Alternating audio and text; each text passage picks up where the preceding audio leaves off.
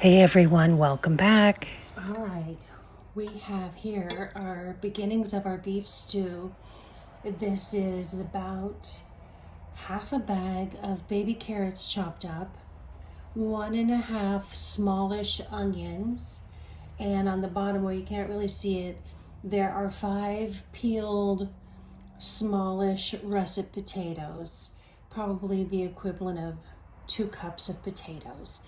I've got 2 tablespoons of olive oil on the bottom there, and I'm going to saute these just until the onion looks kind of tender. Then I'm going to add the chopped up roast beef, the gravy packets that I have left over, maybe a little water, a splash of red wine, and I'm gonna let it simmer for about 20 to 30 minutes until the veggies are tender. And then I'll add my spices. So what we have here are the gravy packets, which I make from the juices in the bottom of the roast beef pan when I make a whole roast. And also probably a brown gravy packet. Usually I add that to broth from the bottom of the pan to make the gravy. And I've got one here from June of 2021, and this one came out of this bag that's just from October, so 4-ish months ago. But I think between this bag and this bag, a splash of wine and a little extra water, I'm not going to need to add the can of beefy mushroom soup that I was contemplating adding. So the October bag of beef is really just about half a cup, maybe just slightly more. And then this bag of beef is a year old, but there's really no freezer burn on here to speak of at all. I should say frost, whatever the right phrase is. So I think this is going to be just fine. And I'm going to go heavy on the beef with this one, and whatever is left, I think that's probably going to be plenty, but I'm going to chop it up, pick out any gristly bits if there are, and then decide if I want to use any of this last little bit. So, getting some shadows here. It's a little after 5 o'clock. I forgot to mention I'm back from the college. My teeth are super clean and shiny, and Danny is amazing. Anybody who's lucky enough to have her for a hygienist after she gets her license in June will be very blessed indeed. So this is about 2 cups of chopped roast beef. I'm gonna say it's very tender, and I am excellent at cooking roast. And there was maybe half a cup of gristly meat that I'm gonna toss. And this is plenty. I really don't think I'm gonna add this little bit that's in the bag. That's probably gonna get tossed as well, because I have yet another bag of leftover roast beef still sitting in my bits and bites bin. And this one is a year old, and I'm just gonna toss that away relatively guilt-free. If I had more people in my family, I could use it. The wine that we shall be pouring in the stew and maybe having a little on the side for a drink or two is a Bordeaux. It's a 2017. It's, kind of middle of the road price-wise, around a $15 bottle of wine. You don't want to use the super cheap stuff in cooking because it just doesn't have the same jus. Alright, so Cosmic Cat and I are here at the stove to show you what we've got going on with this stew in progress. So I've been braising my veggies and a little olive oil on fairly high heat, medium high, for about 6-7 minutes with the lid on, because it helps them steam. And I come and toss these things around 3 times during the 5 or 6 minutes, so every couple of minutes, because you don't want them to burn, but you definitely want them to get that kind of roasted on the edges, braised look, because I think that gives them more flavor than if you just throw everything together and cook it like it's a soup. speaking of which, the other point I want to make, I am a purist, and I think beef stew to be just potatoes, onions, and carrots. I think once you start adding any kind of a green veggie like celery, etc., then you're actually making vegetable beef soup, even if it's thick. So that's just my opinion. You guys do you. That's why you don't see any green veggies in here. Just to give you a little closer view there of the braised veggies. And they're still needing a little more cooking.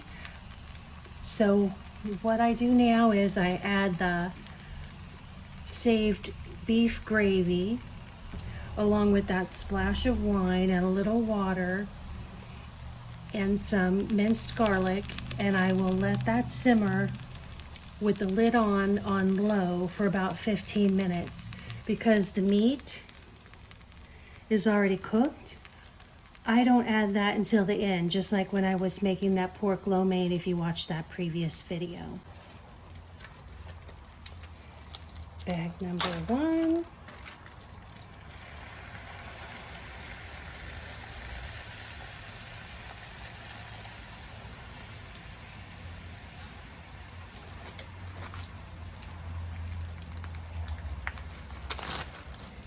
Bag number 2. Our splash of wine, count to 3. 1, 2, 3. That's probably 2 tablespoons. I mean, we're not making beef burgundy, so just a splash of wine. And a splash of Worcester sauce. And I can tell that that's probably going to need about a cup of water. I like my beef stew to be very thick. You could easily eat it with a fork and not have much dripping going on at all. That's how I like it. About a cup of water.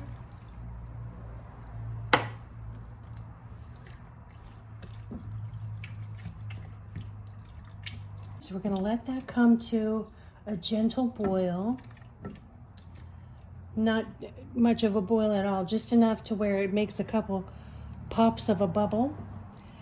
And then we're going to turn it right down to low because we don't want these potatoes to get overcooked.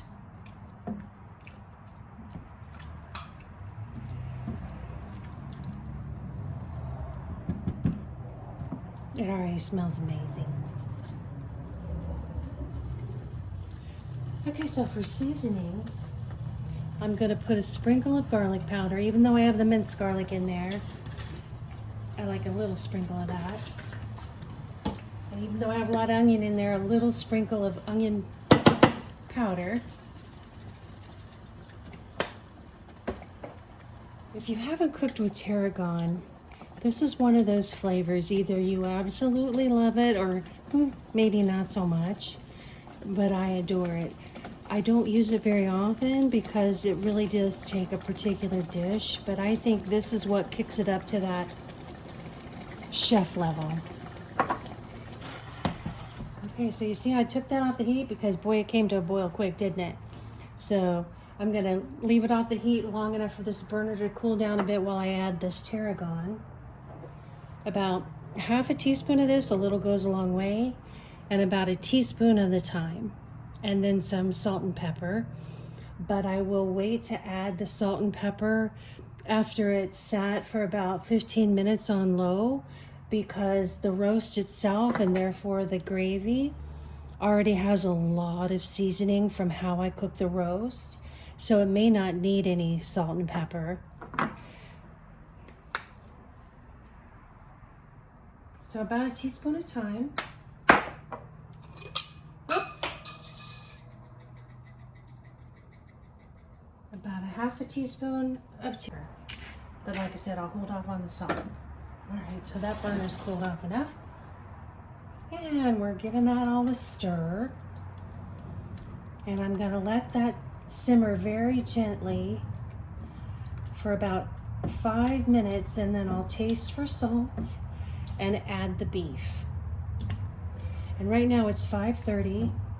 The YAs will probably be home from school any minute. They're planning on heading to the gym tonight when Danny's friend gets off work around 6:45 he gets off work, so my guess is around 7:15 they'll head out for the gym. So this stew was a good thing to do tonight because it's not too filling depending on how much bread you eat with it. And it'll be ready when they walk in the door. They'll have plenty of time to eat and digest a little bit before they head out to work out.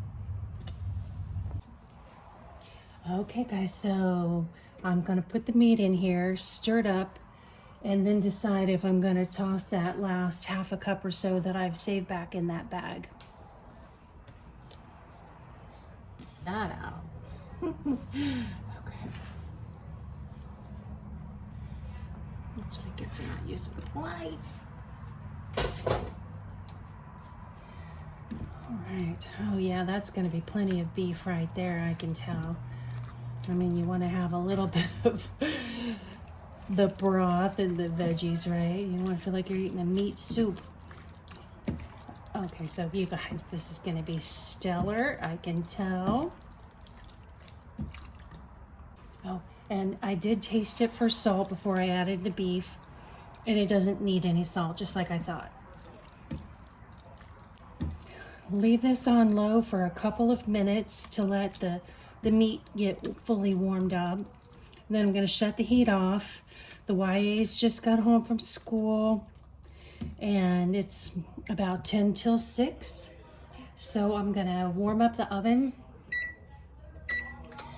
just to heat up the dinner rolls, and we'll be eating in about 10 minutes.